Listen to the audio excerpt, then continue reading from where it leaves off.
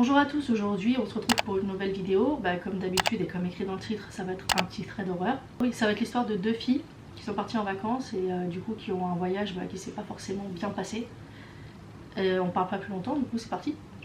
Allez, c'est parti, let's go. Yes.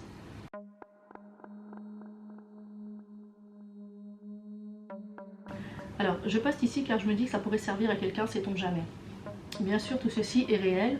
Nous sommes partis avec ma meilleure amie à Bali il y a 2 ans. Lors d'une de nos sorties, nous avons été aux îles Gili, île très proche de Bali. Tout était top jusqu'au retour de l'île.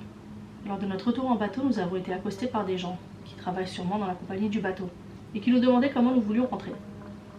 Vu que nous, on habitait à la capitale, donc loin du village où le port se trouvait. On avait le choix entre bus et taxi, mais c'était très cher, nous voulions prendre un Uber. Donc on leur dit qu'on allait se débrouiller. Le trajet en bateau se passe bien, et dès l'arrivée, on fonce vers un restaurant car on mourait de faim. On commande notre Uber, on sort du resto, et à l'entrée, un homme nous attendait. Je l'ai vu attendre devant le resto pendant 1 heure, mais je ne pensais pas que c'était pour nous. On passe devant lui, et il nous dit qu'on ne peut pas prendre de Uber, qu'on n'a pas le droit, qu'il faut uniquement faire travailler les locaux du village, etc., etc. Nous, on veut bien comprendre, mais nous n'avions pas l'argent pour payer les taxis, ils étaient trop chers pour nous. Donc on fait mine de rien entendre, on fonce vers le Uber, on monte dedans et là, l'homme bloque la porte et commence à s'engueuler avec le chauffeur. Nous on comprend pas, on commence à avoir peur. D'un coup, un deuxième homme ouvre notre porte à l'arrière et nous dit de sortir. Comme on ne voulait pas causer de problème au chauffeur, on descend. Les 2 gars commencent à nous dire qu'on est obligé de prendre un taxi local. Nous on refuse, car pas de sous, et puis on est énervé qu'il nous ait empêché de prendre notre Uber. Donc je dis à ma copine qu'on va marcher et qu'on va sortir du village pour prendre notre Uber. On commence à marcher et on reste en contact avec le Uber pour se rejoindre ailleurs. On marche 5 minutes et là on voit les 2 hommes de tout à l'heure en scooter qui commencent à nous suivre. On reste sur nos gardes, mais on continue. Durant le chemin, on remarque que le scooter s'arrête à chaque commerçant pour leur parler et leur dire de nous surveiller. Puis dès qu'on s'approche du scooter, celui-ci prend de l'avance et ça fait la même chose encore et encore. Et ce pendant 20 minutes de trajet. On commence à paniquer, nous sommes seuls, contre tout le village, on ne sait pas où on va, et donc par peur, on essaie de leur faire perdre notre trace. Avec ma pote, on fonce dans une ruelle, et on entre dans la cour d'un habitant pour se cacher. Puis on attend quelques secondes, et là dans l'ouverture de la porte, on voit le scooter passer dans la ruelle à seulement quelques secondes d'intervalle. Là on commence à paniquer sérieusement, car on se rend compte qu'ils nous cherchent et nous suivent de partout, et qu'ils n'ont pas l'intention de nous lâcher. On attend encore quelques secondes, et on ressort dans la rue principale, en partant de chez l'habitant, abasourdi de voir 2 filles squatter en panique dans sa cour. On essaie d'accélérer le pas et de foncer vers la sortie du village. On n'était pas très loin de la sortie, on commence à regagner espoir quand tout à coup on voit le scooter nous passer devant et nous attendre à la sortie du village, dans un endroit vide, abandonné, sans passants ni témoins. Et là, pour nous, c'est la panique totale.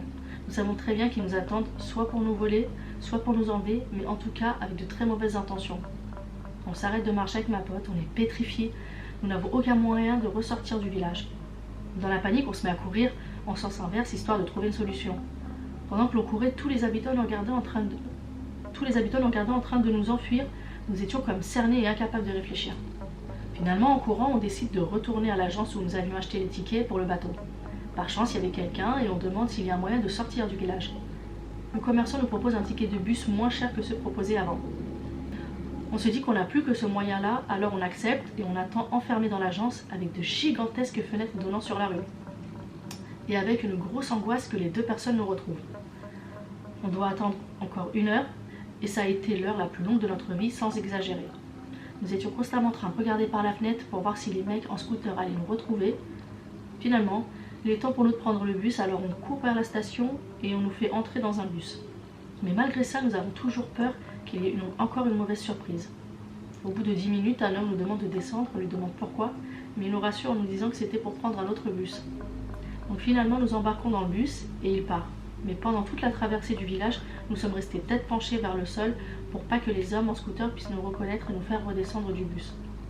Finalement, après ces 2 heures d'angoisse et de course-poursuite, nous avons enfin pu rentrer à l'hôtel et nous sommes repartis avec un énorme traumatisme.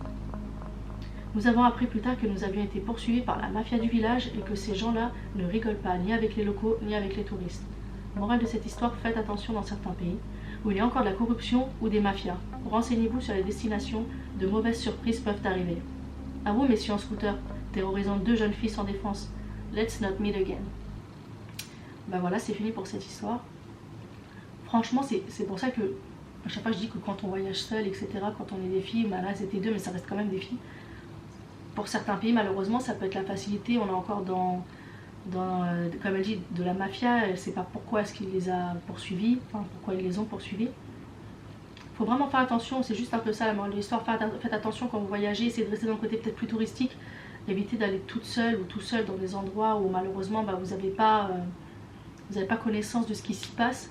Ouais, un peu moins reculé quoi. Et surtout pas dans des trucs un peu paumés ou perdus. Vraiment, les lieux touristiques où il y a toujours beaucoup de monde, ou alors ce que l'hôtel vous propose aussi, en général, je pense que ce sera mieux et ça évitera des situations comme ça. En tout cas, c'est ultra flippant et je sais pas comment j'aurais réagi dans leur situation. J'avoue que ça fait flipper quand même. Ouais, bon, en tout cas, j'espère que cette histoire elle vous a plu. Et dites-nous en commentaire ce que vous pensez de cette histoire. Et puis voilà quoi. N'hésitez pas à vous abonner si vous avez aimé cette vidéo, parce qu'il y en a encore plusieurs qui arrivent. Bah, mettez un petit commentaire, ça nous ferait plaisir, et un petit pouce si vous avez aimé. Vers le haut hein, évidemment, parce que sinon vers le bas c'est moins fun.